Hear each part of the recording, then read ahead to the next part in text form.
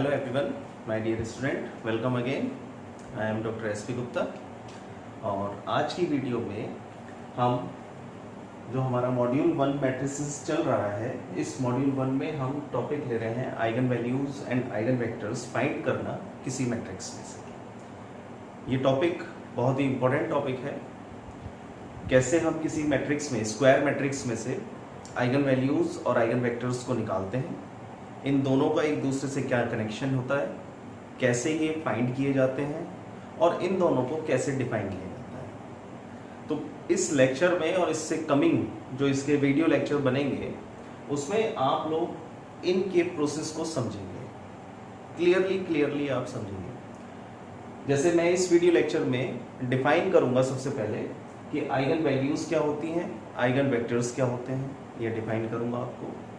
इन दोनों को समझने के बाद न्यूमेरिकल में किस तरीके से ये फाइंड किए जाते हैं, इसका वर्किंग रूल, जैसा मैं अमूमन में लिखवाता हूं मैं वैसा ही वर्किंग रूल मैं इसमें लिखवाऊंगा मैं, राइट। उसके अलावा एक प्लस पॉइंट आपको मैं साइंटिफिक कैलकुलेटर का यूज भी मैं इस वीडियो लेक्चर में आपको दिखाऊंगा मैं, कि आप इसको समझ पाएं कि कैसे हम काफ़ी बड़ी इक्वेशंस जब होती हैं और उनसे हमें वैल्यूज फाइंड करनी होती है तो हम कैसे कैलसी का इस्तेमाल कर सकते हैं। तो यहाँ आप इस वीडियो लेक्चर में इस पॉइंट को भी समझेंगे, राइट। तो हम पहले बात करेंगे 1 बाय 1। टॉपिक है eigen values and eigen vectors, जिसका आउटकम है इसके कंसेप्ट और इसकी डिफाइनिंग फॉर्म को समझना। तो remember the concept and then जब समझ जाएं then apply for finding the eigen values and eigen vectors. तब आप इसको अप्लाई कर पाए to find the eigen values and eigen vectors. Concept को अप्लाई कर पाए मैट्रिक्स में और उसके बाद आइगन वैल्यूज और आइगन वेक्टर्स को निकाल पाए। तो इसमें पहले defining form then their properties. कैलसी का यूज भी आपको सिखाना है, हर चीज आप इसमें केयरफुल्ली समझते हुए इसको आगे आप प्रोसीड करें। तो पहले जैसे मैंने आपको बताया कि मैं टॉपिक ले रहा हूं मैं आइगन वैल्यूज, जिसको मुझे समझाना है कि आइगन वैल्यूज क्या होती हैं। तो मैं इसको कनेक्ट करूंगा कहां से, जब मैंने टॉपिक स्टार्ट किया characteristic equation.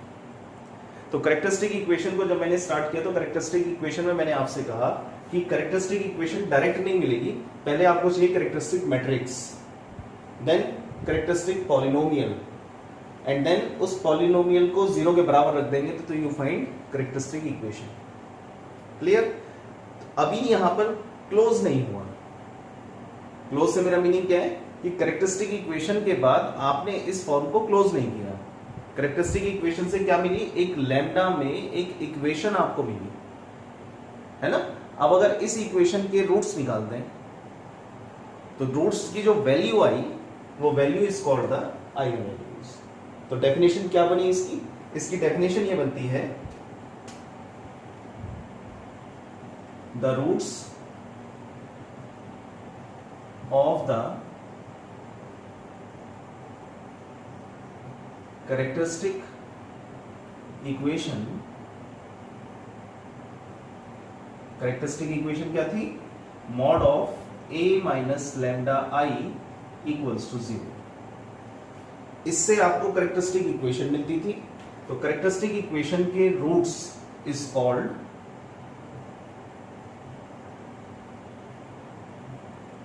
Called the eigen values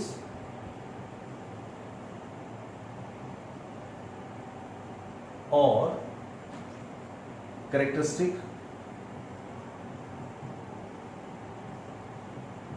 roots. यानी अगर मैं प्रीवियस फॉर्म से डिफाइन करूं तो बेसिकली ये नथिंग बट कैरेक्टरिस्टिक रूट्स ही हैं। कैरेक्टरिस्टिक इक्वेशन से क्या मिलेंगे, कैरेक्टरिस्टिक रूट्स। तो इनको कैरेक्टरिस्टिक रूट्स भी बोला जाता है। तो आपने ये अंडरस्टैंड किया कि आइगन वैल्यूज क्या है, eigen values nothing but the roots of the characteristic equation. The roots of the characteristic equation is called eigen values, right। अब आइगन वैल्यूज कैसे निकलेंगे आगे, तो यहाँ एक एग्जांपल चाहिए समझने के लिए।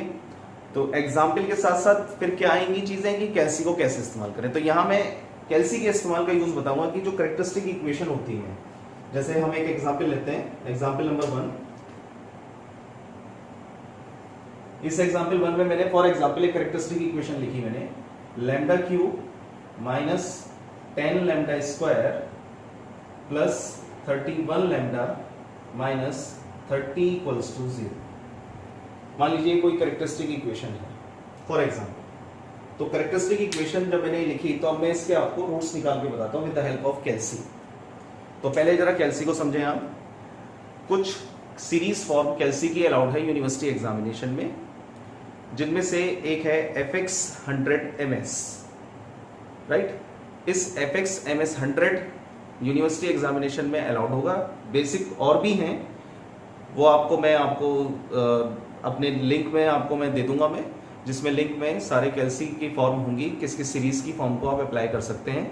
बट बेसिक थिंग क्या है कि नॉन प्रोग्रामेबल साइंटिफिक कैलकुलेटर आपको इस्तेमाल करना है, नॉन प्रोग्रामेबल। क्लियर। तो फिलहाल मेरे पास 100 ms है।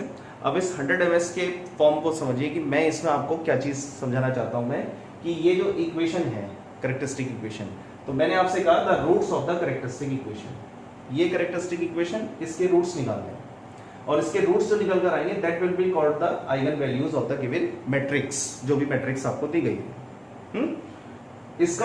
इसको अगर मैं नहीं लाता हूं मैं कैल्सी को, तो इसको कैसे आप निकालेंगे? तो फर्स्ट मेथड इज कि आप क्योंकि ये इक्वेशन है, तो आप हिट एंड ट्रायल मेथड लगाएं। हिट एंड ट्रायल मेथड लगाकर आप पहले एक रूट फाइंड करें। तो आप में से कुछ ने, जैसे मैंने नाम लिया हिट एंड ट्रायल मेथड, तो कुछ स्टूडेंट समझ जाएंगे इस बात को कि हिट एंड ट्रायल का मीनिंग क्या है, और कुछ नहीं समझेंगे। तो मैं इसको भी एक्सप्लेन कर देता हूं। हिट एंड ट्रायल मेथड कहता है कि लैम्डा की एक ऐसी वैल्यू को हिट कीजिए, डालिए, जिससे राइट हैंड साइड आ जाए, यानी लैम्डा की किस वैल्यू पर ये 0 के बराबर होगा, ये मीनिंग है। तो वो उसका पहला रूट हो जाए। फिर उसके बाद आप फैक्टर फॉर्म या डिवीजन फॉर्म से इस क्यूबिक को कन्वर्ट करें क्वाड्रेटिक में, और फिर क्वाड्रेटिक के फैक्टर करना वो आप सभी को आता है। फैक्टर फॉर्म भी है, डिवीजन फॉर्म भी है, और धराचार्य भी है। तो ये अगर आपके हाथ में कैल्सी नहीं है, तो इस रूट्स को निकालने के लिए आपको तकरीबन इतनी मेहनत करनी पड़ेगी। हिट एंड ट्रायल कोई पहले से फिक्स नहीं है कि लैम्डा क्या रखना है, आपको सोचना है और ट्राई करना है। हिट एंड ट्रायल, लैम्डा बराबर 1 डाला, लैम्डा बराबर 2 डाला, नहीं हो रहा है 0, -1 डाला, -2 डाला, नहीं हो रहा है 0, तो आप आगे बढ़ते चले जाएंगे, है ना। तो हिट एंड ट्रायल का मीनिंग ये नहीं है कि आपके पास पर्टिकुलरली कोई वैल्यू है और आपको बस डाल के उसका आंसर निकाल देना है। ट्राई करना है। ट्रायल का मीनिंग क्या है? ट्राई करना है जिससे कि ये 0 बने। लैम्डा की किस वैल्यू से ये 0 बनेगा, जिससे ये 0 बनेगा that will be the first root. फिर उस रूट की वैल्यू से डिवाइड कीजिए या फैक्टर फॉर्म कीजिए, जिससे इसको आप कन्वर्ट करें क्यूबिक से क्वाड्रेटिक में। और क्वाड्रेटिक में कन्वर्ट होते ही आपने 12th बेसिस पे सीखे हैं फॉर्मेशन, धराचार्य भी आपके पास, आप फैक्टर फॉर्म भी लगा सकते हैं, आप डिवीजन फॉर्म भी लगा सकते हैं रूट्स निकालने के लिए। रिमेनिंग 2 रूट्स निकालने के लिए आप ये लगा सकते हैं, और ये सभी को क्लियर होगा, जितनी मैक्सिमम पावर होती है उतने ही रूट्स अवेलेबल होते हैं। तो अब ये सारी चीजें अगर मैं यहाँ पर आपसे कहूँ कि इनिशियली आपको आइगन वैल्यूज निकालनी, तो ये सारा काम करना पड़ेगा। और टॉपिक है eigen values and eigen vectors. तो किसी मैट्रिक्स में से आइगन वैल्यूज आइगन वेक्टर्स को निकालना, ये इतना टिपिकल न्यूमेरिकल होता चला जाएगा, इतना लेंदी और टिपिकल होता चला जाएगा कि आपसे कंप्लीट नहीं हो पाएगा। तो कहीं ना कहीं कुछ ना कुछ चीजें यूजेबल हैं, जैसे कैल्सी यूजेबल है, या शॉर्टकट मेथड यूजेबल फॉर्म है कि कैरेक्टरिस्टिक इक्वेशन बनाने के लिए आप शॉर्टकट मेथड लगाएं। वो क्यों बोला है आपसे? जिससे कि इजी से इजी फॉर्म में, कम कैलकुलेशन में सही आंसर होते हुए, और आप with in A time numerical को कंप्लीट कर पाए, है ना। तो अब मैं कैल्सी पे आ जाए, समझाएं इसको कैल्सी से। तो अब ये जो क्यूबिक इक्वेशन है, इसको आप कैल्सी से सॉल्व करके डायरेक्ट रूट्स निकालेंगे। अब यहाँ हिट एंड ट्रायल और धराचार्य नहीं चलेगा, ये आपको डायरेक्ट निकाल के देगा। तो इसका यूज कैसे करना है, कैसे निकालना है, थोड़ा कैमरा पास में आ रहा हूं मैं, समझिए इसको। सबसे पहले आपने ऑन प्रेस किया, राइट। ऑन प्रेस करने के बाद शिफ्ट बटन को आपने यहाँ पर ये मोड लिखा हुआ है, तो हमें मोड में जाना है। शिफ्ट को बाद में दबाएंगे, पहले मोड में जाना है, यानी ऑन करने के बाद आपने मोड बटन को प्लेस करना है। कितने time? 3 time, 1 2 and 3, right. 1 2 and 3, clear. क्या आ रहा है ये इक्वेशन? आई रिपीट, एक बार और कर रहा हूं मैं, 1 2 एंड 3 टाइम प्लेस करना है इसको। 3 टाइम हिट करने के बाद आपको इक्वेशन आएगा। इक्वेशन के नीचे 1 लिखा हुआ है, तो आपने नंबर में 1 को प्रेस किया, तो यहां आता है अननोन्स। अननोन्स के नीचे 2 है और 3 है। 2 का मीनिंग है और 3 का मीनिंग, ये मैं अभी आपको बताता हूँ। पहले अननोन्स का मीनिंग समझिए। आपके पास सेट ऑफ इक्वेशंस हैं, लीनियर सेट ऑफ इक्वेशंस हैं, जैसे 2 unknown x plus 2y equals to 9, 7x plus 5y equals to 11। ये 2 सेट ऑफ इक्वेशन है जिसमें 2 अननोन है और x y की वैल्यू निकालनी है। तो आप उसका सोल्यूशन करते हैं, तो वो उस टाइप की इक्वेशन भी आप इससे सॉल्व कर सकते हैं।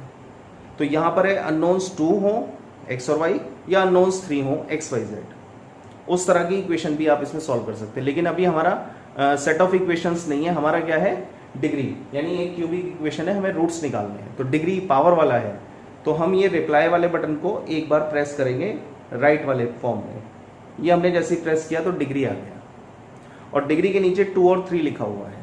2 का मतलब है 2 पावर की, और 3 का मतलब है 3 पावर की। 2 पावर यानी क्वाड्रेटिक, 3 पावर यानी क्यूबिक। तो ये साइंटिफिक कैलकुलेटर आपको 3 पावर तक की इक्वेशन के रूट्स को निकाल कर दे सकता है। क्लियर? तो हमें किस में जाना है, हमने देखा हमारे सवाल में 3 पावर है, तो 3 पावर का मतलब है हमें 3 प्रेस करना है। जैसे हमने 3 प्रेस किया तो अब ये जो भी आपका कोफिशिएंट है उसकी वैल्यू को मांगेगा, जो भी आपके लैम्डा के साथ कोफिशिएंट है, तो विद देयर साइन उनकी वैल्यूज को डाल दीजिए। ऑटोमेटिक प्लस होता है, अगर नेगेटिव है तो माइनस के साथ डालिए। तो यहां पर पहली वैल्यू ए का मतलब है इस लैम्डा क्यूब का कोफिशिएंट कितना है, 1। तो आपने 1 प्रेस किया। 1 प्रेस करने के बाद जैसे ही आप इक्वल दबाएंगे तो बी मांगेगा आपसे। बी का मतलब है नेक्स्ट लैम्डा स्क्वायर का कोफिशिएंट, वो कितना है, -10। ये आपने प्रेस कर दिया। उसके बाद इक्वल दबाया तो इसने सी मांगा।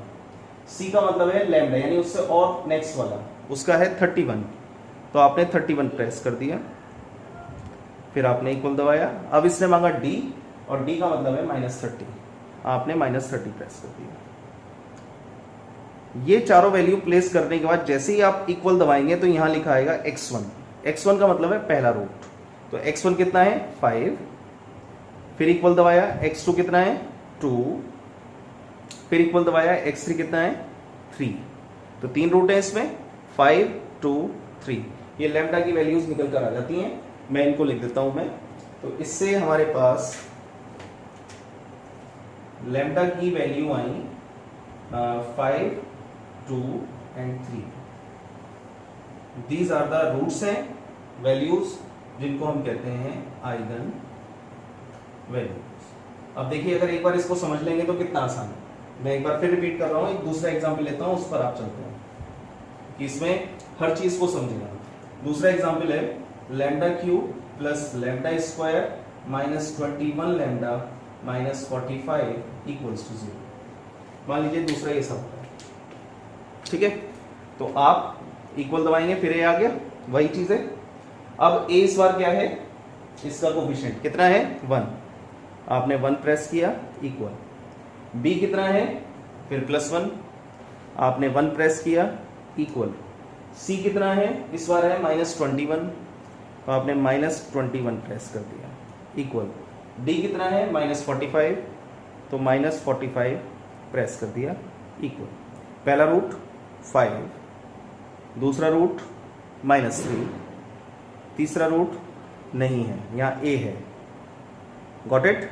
आई रिपीट, ए 1 है, बी 1 है, सी -21 है, और डी -45 है।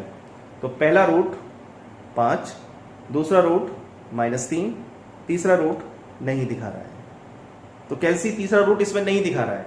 इसका मीनिंग क्या है? इसका मीनिंग ये है कि कोई एक रूट रिपीटेड है, इन दो में से कोई सा एक रूट रिपीटेड है। रिपीटेड मतलब 2 बार है, सेम है। तो वो 2 बार सेम कौन सा है, जो इस कैल्सी में x2 पोजीशन पर दिखा रहा है, दूसरी पोजीशन पे, x1 पे नहीं, x2 पर। तो x2 पर दिखा रहा है -3, तो इसके रूट निकल कर आते हैं लैम्डा इक्वल्स टू 5 -3 -3। ये इसकी है आइगन वैल्यूज, राइट। अब इसको आपने बंद करना है, तो बंद करने का रूल क्या है? बंद करने का रूल है शिफ्ट के साथ क्लियर दबाएं, 3 प्रेस करें, इक्वल कर दें, इससे ये बंद हो जाएगा और नॉर्मल मोड में ये आ जाएगा। धीरे धीरे आप इसको समझेंगे, सिखाऊंगा मैं आपको इसको, ठीक है ना। तो ये मैंने आपको बताया कि कैसे आप कैलसी की हेल्प से आइगन वैल्यूज को फाइंड करेंगे, जिसमें मैंने दो तरह के एग्जाम्पल लिए। एक एग्जाम्पल था ये था डिस्टिंक्ट, ठीक, डिस्टिंक्ट रूट्स, और ये था इक्वल।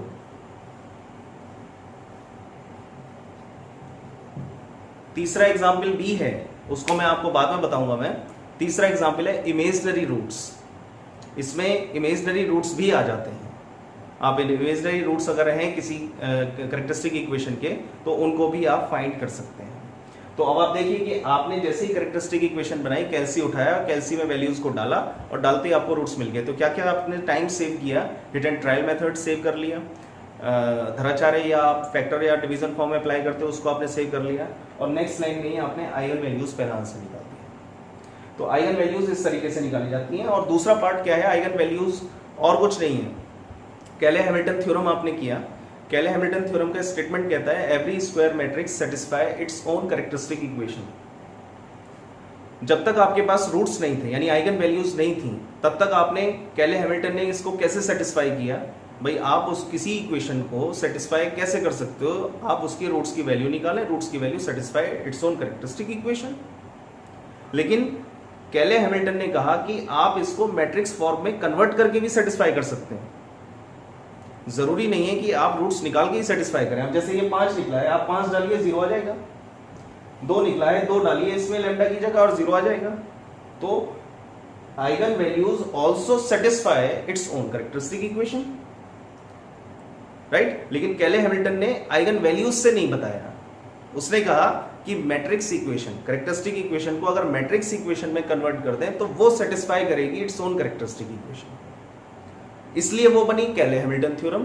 और यहां पर आप आ जाते हैं आइगन वैल्यूज में। तो आइगन वैल्यूज अब समझ में आ रहा है, आइगन वैल्यूज नथिंग बट क्या है, roots of the characteristic equation. और रूट्स को आप कैरेक्टरिस्टिक रूट्स भी बोलेंगे, आइगन वैल्यूज को आप कैरेक्टरिस्टिक रूट्स भी बोलेंगे।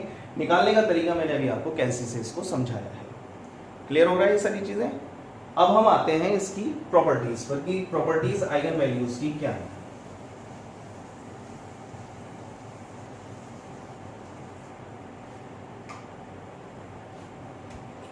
Properties of eigen values.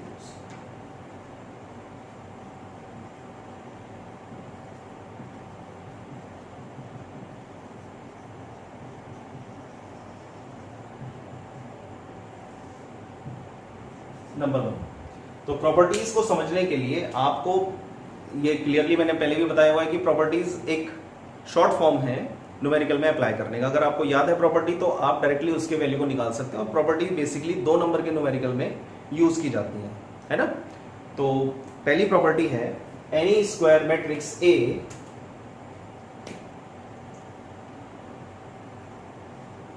N E square matrix capital A and its transpose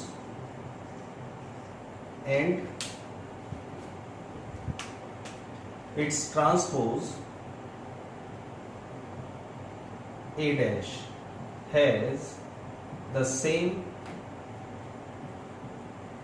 eigen values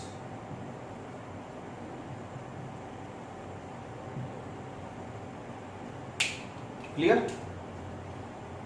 यानी कोई मैट्रिक्स आपके पास ए है और आपसे सवाल कहे find the eigen values of A transpose, तो आप में से कुछ कैंडिडेट पहले उसका ए ट्रांसपोज निकालेंगे and then you find eigen values of A transpose. इससे बेटर क्या है कि वो ए की ही आइगन वैल्यूज निकाले और उसके बाद आपको कह दे कि the property says that the transpose of the matrix A has the same eigen values as the given matrix A. तो वहां से वो डायरेक्ट इसको लिख सकता है, ठीक है। Property number 2, the product of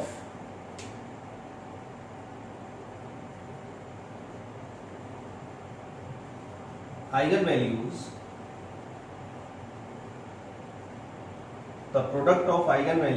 is equal to the determinant of A कोई मैट्रिक्स ए आपके पास है, मान के चलिए आपको एक न्यूमेरिकल कहता है कि दो आइगन वैल्यूज गिवन है, let x1 and x2 be the two eigen values of a matrix A which have the order 3x3। किसी 3x3 ऑर्डर के यानी 3x3 ऑर्डर की मैट्रिक्स के दो आइगन वैल्यूज x1 और x2 हैं, और आपसे कहता है x3 निकालिए if their determinant is this. तो आप इस प्रॉपर्टी का यूज करेंगे, x1 into x2 into x3 equals to determinant of A, और इनकी वैल्यूज को रखकर x3 निकाल देंगे। दूसरा ये भी पूछ सकता है कि if the eigen values of the matrix A equals to 2 3 5 then find its determinant. तो जिसको ये प्रॉपर्टी आती है वो सोचेगा A तो गिवन ही नहीं है, तो डिटर्मिनेंट कैसे निकालूं, और वो आइगन वैल्यूज से मैट्रिक्स बना नहीं पाएगा। क्लियर? तो अगर ये याद है प्रॉपर्टी तो आप क्या करेंगे, we know that the product of eigen values equals to determinant of A, therefore 2 into 3 into 5 equals to mod of A, and mod A equals to 2 3 6 5 30। Answer आ गया। तो ये 2 नंबर में यूज होने वाले हैं। और तीसरा क्या है, तीसरे पार्ट को समझने के लिए थर्ड पार्ट, इसको जनरली लेता हूं, है ना। If λ1 λ2 λ3 and so on λn be the eigenvalues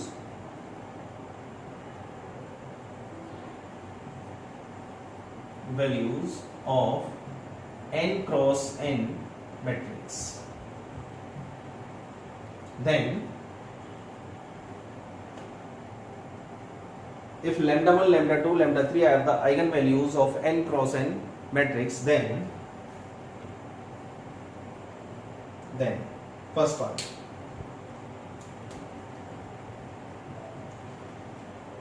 eigenvalues of ka। ka का मतलब क्या है कि कोई आपने स्केलर क्वांटिटी से मल्टीप्लाई कर दिया उस मैट्रिक्स में। ये कोई मैट्रिक्स A है, इस मैट्रिक्स में आपने k से मल्टीप्लाई कर दिया, तो k से मल्टीप्लाई करके आइगन वैल्यूज k की क्या निकल कर आएंगी, तो k की आइगन वैल्यूज होंगी k λ1 k λ2 k λ3 and so on k λn। Right? तो क्या हुआ इसका मीनिंग? इसका मीनिंग ये हुआ कि आप लोगों ने k की मल्टीप्लाई उस मैट्रिक्स में करके आइगन वैल्यूज निकालने की जरूरत नहीं है। जो a की आइगन वैल्यूज निकल कर आएंगी उन आइगन वैल्यूज में k की मल्टीप्लाई कर दो, तो वो आइगन वैल्यूज बन जाएंगी k। डन? क्लियर है? अभी और इसको क्लियर मुझे समझाना है कि आपने एक तरीका तो देखिए, एक तरीका तो ये होता है कि मैंने क्या किया, A मैट्रिक्स में k की पहले मल्टीप्लाई कर दी ईच एलिमेंट पे, जैसे मल्टीप्लाई कर दी, और मल्टीप्लाई करने के बाद मैंने आइगन वैल्यूज निकाली। अब इसका फॉर एग्जांपल समझिए, A आपको कोई मैट्रिक्स दिया और आपसे कह रहा है find the eigen values of 121A। तो 121 क्या है, k। तो 121 एक तरीका तो ये कि स्टूडेंट ने 121 की ईच एलिमेंट पे मल्टीप्लाई की और उसके बाद वो आइगन वैल्यूज निकाल रहा है। दूसरा स्टूडेंट ये जानता है प्रॉपर्टी को, तो वो प्रॉपर्टी का यूज करके क्या करता है कि एक ही आइगन वैल्यूज निकालता है, उस आइगन वैल्यूज जितनी निकल कर आती हैं उस ईच आइगन वैल्यूज में मल्टीप्लाई कर देता है किसकी, 121। तो वहां उसने सीधा आंसर निकाल दिया। तो आसान क्या तरीका हुआ, दिस वन। वो पहले वाला तरीका आसान नहीं हुआ। तो इस पॉइंट को जरा आप समझ के चलेंगे। Number 2, eigen values of a to the power n। ये एग्जाम्पल कैसा लिया जा रहा है, ये एग्जाम्पल इस तरीके का लिया जा रहा है कि मान लीजिए आपको a दिया हुआ है और आपसे कह रहा है find the eigen values of a to the power 6 a to the power 4, इसकी आइगन वैल्यूज निकालिए। तो a टू द पावर 4 या 6 की आइगन वैल्यूज निकालने के लिए 6 बार मल्टीप्लाई नहीं करना है। सोचिए कितना लंबा सवाल हो जाएगा अगर आप 6 बार मल्टीप्लाई करेंगे या 4 बार मल्टीप्लाई करेंगे। तो आपको क्या करना है, इस प्रॉपर्टी का यूज करना है, a की आइगन वैल्यूज निकालनी है और उस आइगन वैल्यूज जितनी भी निकल कर आए उन आइगन वैल्यूज को आपने जितनी की पावर है उस पावर पे ले जाना है। अब देखिए कितना आसान हो गया।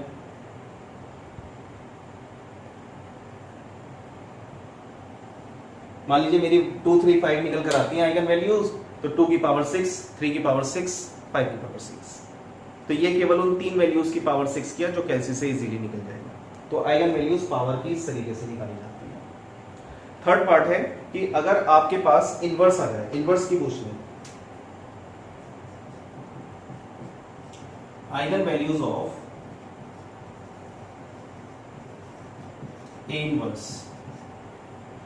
तो अगर आइगन वैल्यूज ए इनवर्स की पूछ ले तो उस कंडीशन में ए की आइगन वैल्यूज निकालिए, इनवर्स निकालने की जरूरत नहीं है, और उसको लिख दीजिए 1/λ1, 1/λ2, 1/λ3, यानी 1 करते चले जाइए 1/λn एंड सो। ये कुछ आइगन वैल्यूज की प्रॉपर्टीज थी जिनके यूज से आप आइगन वैल्यूज को इजी तरीके से फाइंड कर सकते हैं, है ना। तो आइगन वैल्यूज निकालने के लिए ये कुछ पॉइंट्स हैं, I repeat it one time. और अगर कोई मैट्रिक्स ए है तो उसके ट्रांसपोज की आइगन वैल्यूज सेम होंगी।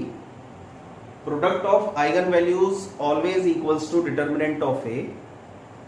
अगर λ1, λ2, λ3, λn are the eigen values of matrix A जिसका ऑर्डर है n क्रॉस n, तो scalar multiplication gives scalar eigen values, power matrix gives the eigen values of A power form, and inverse eigen values gives one by reciprocal 1/λ1, 1/λ2, 1/λ3। तो इस तरीके से eigen values को निकाला जाता है। Now next part is eigen vector. तो आइगन वेक्टर को समझाना है मुझे कि आइगन वेक्टर क्या होता है। आइगन वेक्टर्स, तो पहले इसमें एक एग्जांपल लेके चलता हूं कि late x be a vector. कोई भी हम लेते हैं, लेट, है ना, कोई एक वेक्टर ले लेते हैं हम जिसके बेसिस पर हम इसका सॉल्यूशन को फाइंड करेंगे। Let capital x be a vector which transform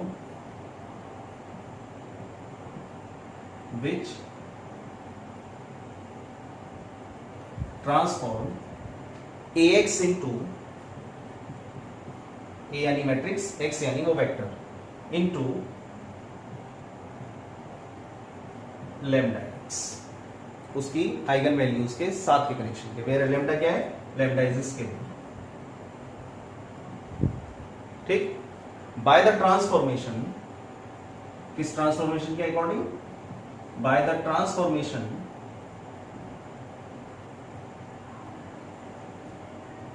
ax equals to lambda x, ठीक। इसको आप एक साइड ले आएंगे तो a minus ax minus lambda x equals to 0, क्योंकि ये मैट्रिक्स फॉर्म है। a minus lambda i of x equals to 0। तो ये एक फॉर्मेशन निकल कर आया। इस फॉर्मेशन के अकॉर्डिंग कैसे आप निकालेंगे? विच कॉरस्पॉन्डिंग टू, राइट, ये x क्या है ये भी मैं डिफाइन कर देता हूं। x is nothing but x1, x2, x3 and so on xn, right. Corresponding to each eigen value,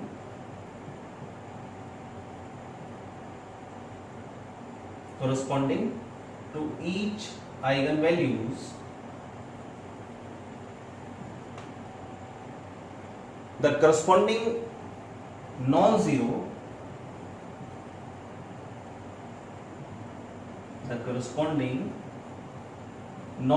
याद रखना non-zero solution of the above system, solution of the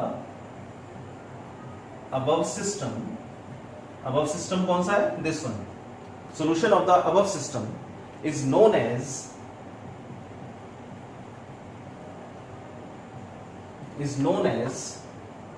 eigenvector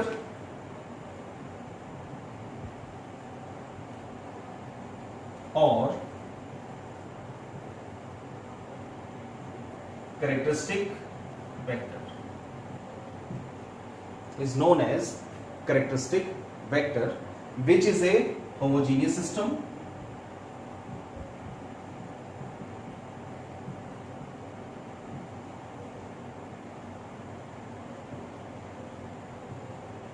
right, which is a homogeneous system. और eigen vectors, ये भी आप कह सकते हैं, eigen vectors exist infinitely, यानी इनफिनिटली मेनी सोल्यूशन फॉर्म में ये आएगा।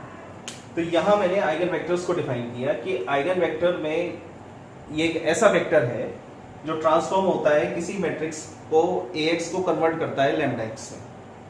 तो इस ट्रांसफॉर्मेशन से आप एक फॉर्मेशन बनाएंगे A minus lambda I of x equals to 0, जहां पर x वेक्टर्स को डिफाइन कर रहा है कि ये फॉलोइंग वेक्टर्स हैं, जितने आइगन वैल्यूज होंगे उतने आइगन वेक्टर्स होंगे, क्योंकि ये सब किस पर डिपेंड हो रहा है, आइगन वैल्यूज पर। तो corresponding to each eigen values, जितनी भी आइगन वैल्यूज आप निकलेंगी, जैसे 3 निकली है तो 3 eigen values, corresponding to each eigen values the corresponding non zero solution of the above system. इस सिस्टम में जब आप वैल्यूज को लैम्डा की ईच वैल्यू को डालेंगे, हिट करेंगे, हिट करने के बाद जो सोल्यूशन निकलेगा वो सोल्यूशन नॉन जीरो होगा, पॉइंट नंबर 1, और उस सोल्यूशन को कहा जाता है आइगन वेक्टर या कैरेक्टरिस्टिक वेक्टर। जैसे ये था कैरेक्टरिस्टिक रूट्स, ऐसे ये है कैरेक्टरिस्टिक वेक्टर्स। दूसरा हमने कहा which is a homogeneous system. Homogeneous system क्यों है? क्योंकि आप ये देख रहे हैं ये 0 के बराबर है, सारे DI 0, B 0, AX बराबर B, जो फॉर्मेशन मैंने होमोजीनियस सिस्टम में बताया है, तो वहां पर होमोजीनियस सिस्टम में क्या मिलता था, AX बराबर 0। तो ये कैपिटल A मान लो इस पूरे को, तो आप कहोगे कैपिटल AX इक्वल्स टू 0, है ना। तो ये एक होमोजीनियस सिस्टम होगा। और होमोजीनियस सिस्टम कहता है कि होमोजीनियस सिस्टम ऑलवेज कंसिस्टेंट है, तो it means it has the solution, ये भी फिक्स हो गया, नो सॉल्यूशन की कंडीशन ही नहीं है। और सॉल्यूशन के जो 2 टाइप हैं, उन 2 टाइप में एक टाइप है यूनिक, जिसमें ऑलवेज आंसर आता है 0 0 0। तो इसने यहां पर ये डिफाइन कर दिया पहले ही कि आइगन वेक्टर्स एग्जिस्ट इनफिनिटली, यानी यूनिक नहीं है, सेकंड सॉल्यूशन है, इनफिनिटली मेनी सॉल्यूशन। तो ये इन टर्म्स ऑफ के है, क्लियर इट। तो ये आइगन वेक्टर्स हुए। अब इसकी कुछ प्रॉपर्टीज हैं जिसको हम डिफाइन करते हैं, राइट। तो मैं नेक्स्ट हेडिंग लिख रहा हूं, properties of eigen vectors.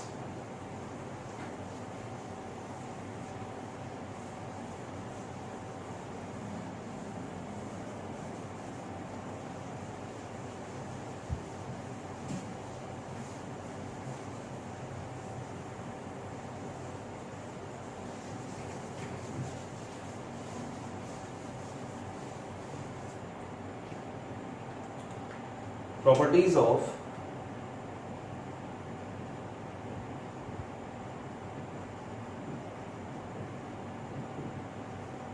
eigen vectors। Number 1, properties, फिर वही पॉइंट आता है कि जिसमें आपको शॉर्टकट फॉर्मूले और आप कंसेप्ट को और अच्छे तरीके से समझ पाए। तो पहली प्रॉपर्टी है the eigen vector x of a matrix A is not unique। The eigenvector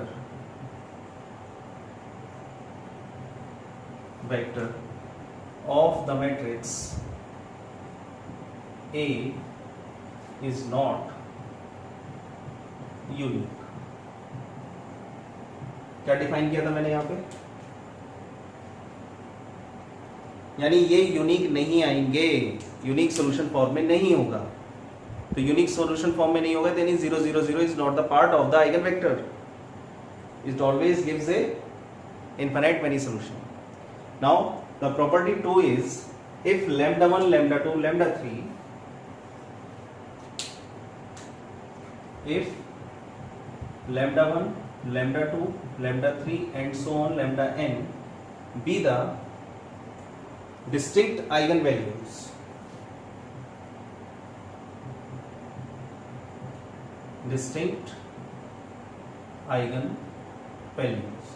मान लीजिए सब डिस्टिंक्ट आइगन वैल्यूज हैं, किसकी, ऑफ n क्रॉस n, कोई n cross n order based matrix, order matrix, मान लीजिए वो भी A है, कोई A मैट्रिक्स है, उसकी n क्रॉस n ऑर्डर की मैट्रिक्स की ये डिस्टिंक्ट आइगन वैल्यूज हैं। ये एग्जांपल मैंने 2 कराए थे, उसमें एक डिस्टिंक्ट का कराया था, एक इक्वल का कराया था, तो हमने डिस्टिंक्ट वाला ले लिया कि डिस्टिंक्ट है। Then corresponding eigen vector, then corresponding eigenvector, then corresponding eigenvectors क्या क्या निकलेंगे, लैम्डा 1 का x1, x2, x3 and so on xn। कैसे होंगे ये? फॉर्म ए लीनियरली इंडिपेंडेंट सेट, फॉर्म ए लीनियरली इंडिपेंडेंट सेट। मीनिंग क्या है इस बात का? इस बात का ये मीनिंग है कि अगर आपकी आइगन वैल्यूज डिस्टिंक्ट हैं जिनके बेसिस पर आप आइगन वेक्टर्स फाइंड कर रहे हैं, है ना, तो वो जो आइगन वेक्टर्स निकलेंगे ईच आइगन वैल्यूज पर, दे आर इंडिपेंडेंट, उनका कोई कनेक्शन नहीं होगा एक दूसरे से, राइट? लैम्डा 1 का x1 होगा, उसका लैम्डा 2 से कोई कनेक्शन नहीं, ना x2 से कोई कनेक्शन, दे आर इंडिपेंडेंट। ये फिक्स हो गया। नंबर 3, मान लीजिए 2 और more eigen values are equal, जैसे हमारा एग्जांपल 2 था। If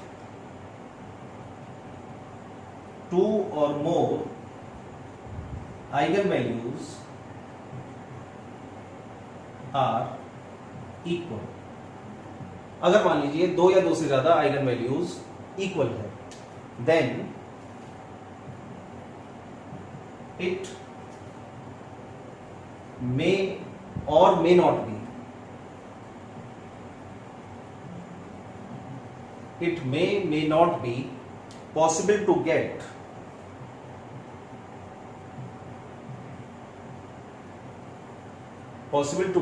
linearly independent set,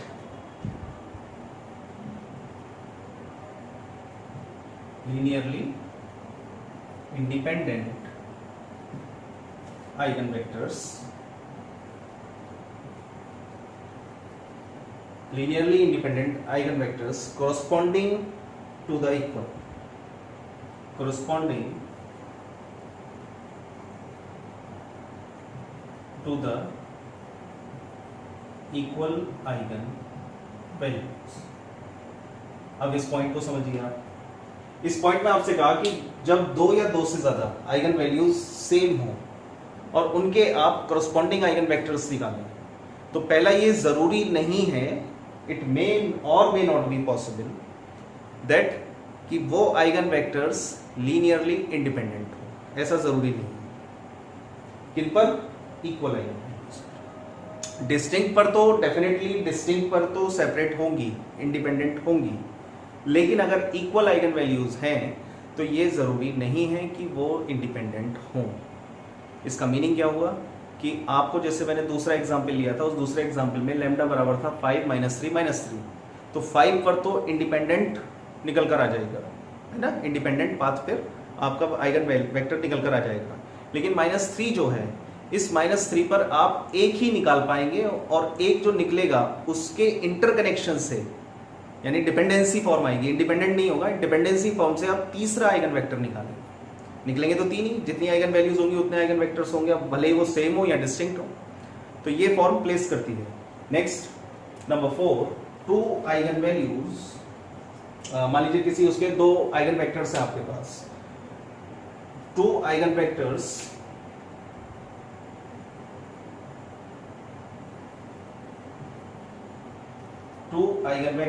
x1 and x2 are called orthogonal,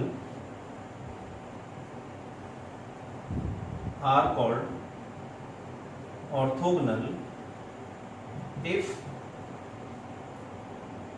x1 transpose into x2 equals to 0, x1 transpose into x2 equals to 0। Matrix multiplication तभी possible होगी जब transpose होगा, क्योंकि ये column vector है, तो कॉलम वेक्टर तो सीधी मल्टीप्लाई नहीं होगी, तो ट्रांसपोज कर दिया। तो 2 आइगन वेक्टर्स हैं और आपसे कहता है कि इसको प्रूफ कीजिए कि दे आर ऑर्थोगोनली वेक्टर। तो ऑर्थोगोनली वेक्टर के लिए क्या करना होगा आपको? इन दोनों वेक्टर्स में से एक का ट्रांसपोज और दोनों की मल्टीप्लाई, ये आपको करना है, और वो 0 के बराबर आना चाहिए। Number 5, eigen vectors of A symmetric matrix, eigen vector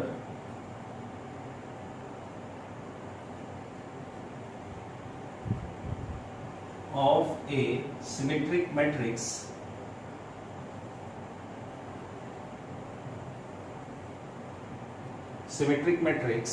corresponding to different eigenvalues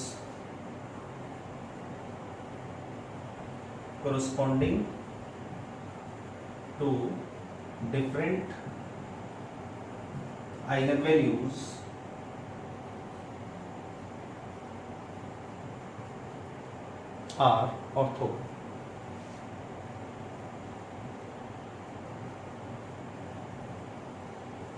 ये एप्लीकेशन बेस्ड प्रॉपर्टी है जो आपको याद होनी चाहिए। इस प्रॉपर्टी में क्या कहा गया है कि किसी सिमेट्रिक मैट्रिक्स क्या होती है? सिमेट्रिक मैट्रिक्स होती है कि किसी मैट्रिक्स का ट्रांसपोज आप करें और वो उस मैट्रिक्स के बराबर आ जाए, यानी A and A transpose are same. तो अगर आपके पास कोई ऐसी मैट्रिक्स है जो सिमेट्रिक है, उसकी आइगन वेक्टर्स आपने फाइंड की, इसकी डिफरेंट आइगन वैल्यूज को, यानी इक्वल आइगन वैल्यूज नहीं थी, उसमें डिफरेंट आइगन वैल्यूज थी, उनसे जो आपने ईच करस्पॉन्डिंग आइगन वेक्टर्स निकाला x1 और x2, they both are orthogonal. तो ये यहां से चेक कर सकते हैं, और ये पहले से प्रीफिक्स है, ये चेक किया जा सकता है इस स्टेप से। नंबर 4 पॉइंट से आप तो चेक कर सकते हो कि है या नहीं है, लेकिन 5वां फिक्स्ड है कि होती है। डिफरेंट आइगन वैल्यूज पर जो आइगन वेक्टर्स आए और वो उस मैट्रिक्स के हैं जो मैट्रिक्स सिमेट्रिक है, तो वो हमेशा ऑर्थोगोनल होंगे। क्लियर? तो ये प्रॉपर्टीज थी आइगन वेक्टर्स की। मैंने इस वीडियो लेक्चर में क्या क्या डिस्कशन किया, इसका एक ओवरऑल ओवरव्यू मैं आपको देता हूं। हमने सबसे पहले डिफाइन किया what is eigen values, eigen values कैसे निकाली जाती हैं, उसके 2 एग्जाम्पल मैंने बोर्ड पे लिए, और with the help of scientific calculator हमने उसको सॉल्व करना सीखा। सॉल्व करने में हमने 2 टाइप इसलिए ली ताकि आपको मैं ये समझा पाऊं कि जरूरी नहीं होता है कि कैरेक्टरिस्टिक इक्वेशन की सारे रूट्स डिस्टिंक्ट ही आए, इक्वल भी हो सकते हैं, डिस्टिंक्ट भी हो सकते हैं। तो मैंने 2 एग्जाम्पल ऐसे लिए जिसमें एक में डिस्टिंक्ट आया, दूसरे में इक्वल आया। इसको आपको समझाया, कैल्सी का आपको इस्तेमाल करना है, ध्यान रखिएगा। दोबारा अगर आप मुझसे कहेंगे, मैं दोबारा आपको सिखाऊंगा कैल्सी से। अगर आप मुझसे कहते हैं कि सर अभी कैल्सी का एक वर्जन और दीजिए एग्जाम्पल में, न्यूमेरिकल सेक्शन भी लूंगा, वहां भी कैल्सी से ही मैं इसको समझाऊंगा। फिर हम उसके बाद आते हैं properties of eigen values, properties आपको समझाई।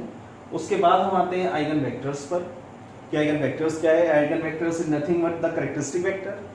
कैसे निकलेगा कैरेक्टरिस्टिक वेक्टर्स? हमारे पास कोई x वेक्टर है और उसको जो है हमने ट्रांसफॉर्म किया ax को, मैट्रिक्स के साथ ax को, लैम्डा x को, यानी किसके साथ? उसकी आइगन वैल्यूज के साथ। तो आइगन वैल्यूज के साथ हमने इस रिलेशन के थ्रू किया, तो इस रिलेशन से ये फॉर्मेशन आया जो मैंने बॉक्स में दिया है।